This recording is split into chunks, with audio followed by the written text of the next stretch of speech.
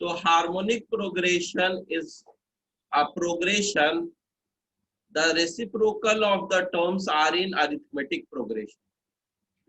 तो जो terms इसमें दिए हुए हैं reciprocal of terms are in arithmetic progression, तो हम वैसे सीक्वेंस को हार्मोनिक प्रोग्रेशन कहते हैं। मतलब A1, A2 and AN are in harmonic progression। इसका क्या मतलब हुआ? इसका मतलब ये हुआ कि 1/A1, 1/A2 till 1/AN are in arithmetic progression। For example, हम कह सकते हैं कि 1/3, 1/5, 1/7 so on, these are in harmonic progression because जब इसका रेसिप्रोकल लेंगे टर्म्स का 3, 5, 7, तो ये क्या बनता है? अरिथमेटिक प्रोग्रेशन बनता है। So this is simply how we defined harmonic progression. अब इस पे मैंने एक क्वेश्चन यहाँ पे दिया, ये जेई में आया हुआ क्वेश्चन है कि अगर A1, A2, AN ये सारे के सारे हार्मोनिक प्रोग्रेशन बना रहे हैं, if they are making harmonic progression, ठीक है, then the expression A1, A2 plus A2, A3 plus dot dot dot dot plus AN-1 AN is equal to क्या होना चाहिए? And there are 4 options given here, so just try this question, then we will discuss it। एक बार और मैं बता दे रहा हूँ, A1/A1, 1/A2 till 1/AN ये सारे AP में है क्योंकि A1, A2, AN सारे हार्मोनिक प्रोग्रेशन में। तो there is a common difference of an AP जो कि होगा second term 1/A2 minus first term 1/A1, इसी तरीके से third term minus second term so on, and last term minus second last term. अब मैं सब में एलसीएम लेता हूँ, ये वाला एलसीएम लिया, अगला वाला भी एलसीएम ले लिया, और इस तरीके से लास्ट वाला भी एलसीएम ले लिया। तो ये सारे डी हैं, ये सारे क्या है? Common difference. अब इसके बाद क्या कर सकते हैं कि जैसे डी जो है ये है पहला वाला, तो इससे A1, A2 की वैल्यू लिखी जा सकती है क्या? A1, A2 is A1 minus A2 upon D. अच्छा, जो दूसरा वाला है ये भी डी है, तो इससे भी हम A2, A3 की वैल्यू लिख सकते हैं, that is A2 minus A3 by D. और इसी तरीके से सो ऑन सिमिलरली हम प्रोसीड करेंगे और फिर हम लिखेंगे लास्ट में AN-1 इंटू AN की value, that will be AN-1 AN minus AN by D. ये हमने कर दिया। अब नेक्स्ट क्या है कि हमारे पास इसकी वैल्यू पूछ रहा था A1, A2 plus A2, A3 so on till AN-1 AN। तो इन सबको ऐड कर देना है, A1, A2 यहाँ से, A2, A3 यहाँ से, and so on till AN-1 AN। और इनफैक्ट सबकी वैल्यू हमने जो निकाली है वो वहां पर रख देते हैं। So in the next step what we will do,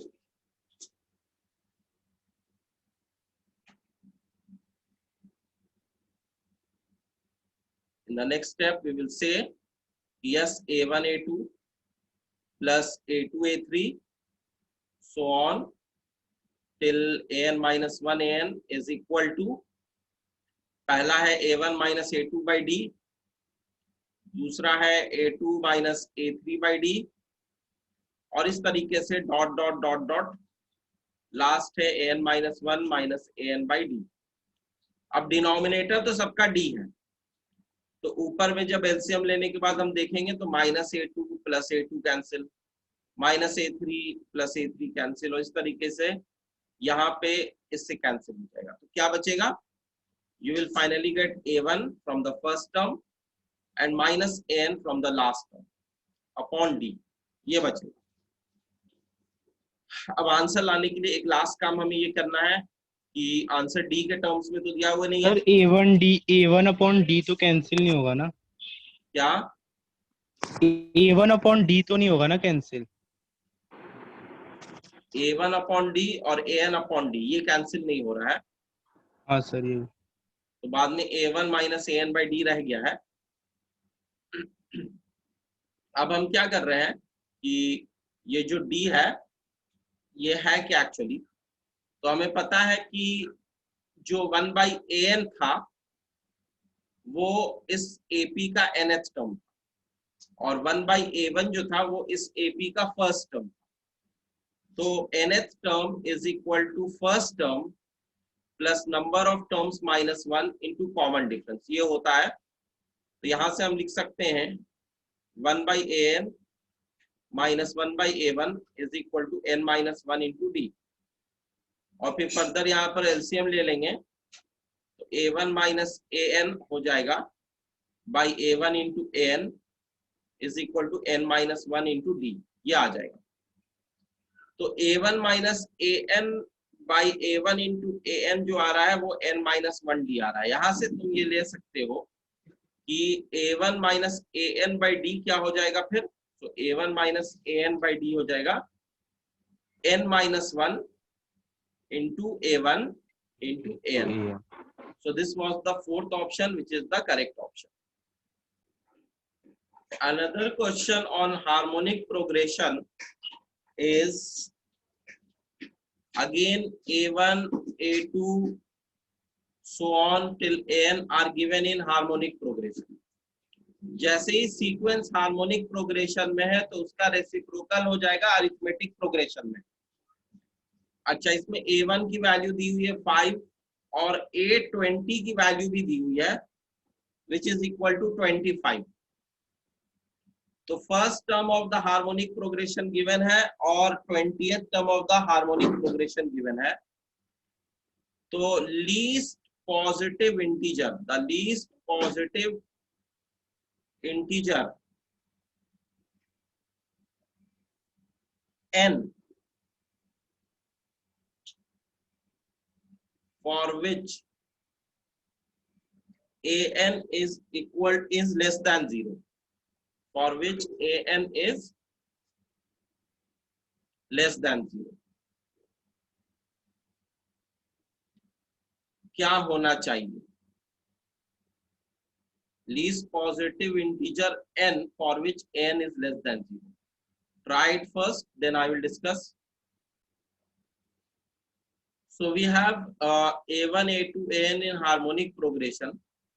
So 1 by A1, 1 by A2, 1 by AN are in arithmetic progression. अब इसमें जो फर्स्ट टर्म है वो है 1 by A1 which is actually 1 by 5 और जो 20th टर्म है वो है 1 by A20 which is 1 by 25। तो AP का कॉमन डिफरेंस निकाला जा सकता है, मतलब 20th term is equal to first term plus number of terms minus 1 into common difference. ठीक है, तो हार्मोनिक प्रोग्रेशन का पहला टर्म क्या था? 5। तो अरिथमेटिक प्रोग्रेशन का पहला टर्म क्या हो गया? 1/5। हार्मोनिक प्रोग्रेशन का पहला टर्म 25 था, तो अरिथमेटिक प्रोग्रेशन का पहला टर्म क्या हो गया? 1/25, क्योंकि रेसिप्रोकल होता है। और उसके बाद हमने AP का जो nth टर्म का फॉर्मूला होता है वो लगा दिया। तो 20वां टर्म जो है that is equal to first term plus n minus 1 into D. तो जब 1/5 को इधर ले जाओगे एलसीएम लोगे तो 5 माइनस 20 आ जाएगा, 5 माइनस 25 हो जाएगा एलसीएम लेने के बाद, और नीचे 125 आ जाएगा इज इक्वल टू 19D। तो ये हो जाएगा D is equal to -20 upon 19 into 125। अब इसको कैलकुलेट नहीं करते हैं, अब ये D की वैल्यू जो आई है वो यहाँ पे मैंने लिख दी। ठीक है, अब यहाँ पर AN जो है वो सबसे पहले निगेटिव कब मिलेगा? लीस्ट पॉजिटिव इंटीजर हमें बताना है। तो nth टर्म का जो फॉर्मूला है लेट अस सी दैट। तो मैं इसको क्वेश्चन वाले पार्ट को इरेज कर रहा हूँ थोड़ा सा। तो we have an less than 0। अब an जो लेस देन 0 बता रहा है, इसका मतलब ये है an क्या होगा, an लेस देन 0 मतलब ये हो गया कि 1/an is also less than 0। Negative का रेसिप्रोकल निगेटिव होता है, पॉजिटिव का रेसिप्रोकल पॉजिटिव होता है। 1/an is the nth term of the AP because an is the nth term of the HP। तो 1/an को क्या लिखेंगे, 1/a1 plus n-1 into d less than 0 होना चाहिए। 1/a1 मतलब 1/5 प्लस n हमें नहीं पता है, d क्या है, -20 अपॉन 19 into 125। सर आपकी आवाज बहुत हो रही है, Less than मतलब zero। कट कट के आ रही है। आवाज कट के आ रही है मेरी? नहीं सर सही है सही तो बोल रहे हैं सर। जो आपने वहाँ पे एलसीएम लिया है वो 25 होगा ना? 25 और 5 को मैंने मल्टीप्लाई कर दिया। एक्चुअली 25 लेना चाहिए था, तो ऊपर में हो जाता 1 - 5, तो मैंने मल्टीप्लाई कर दिया। वैसे सही तरीका वही था, लेकिन ये भी गलत नहीं है।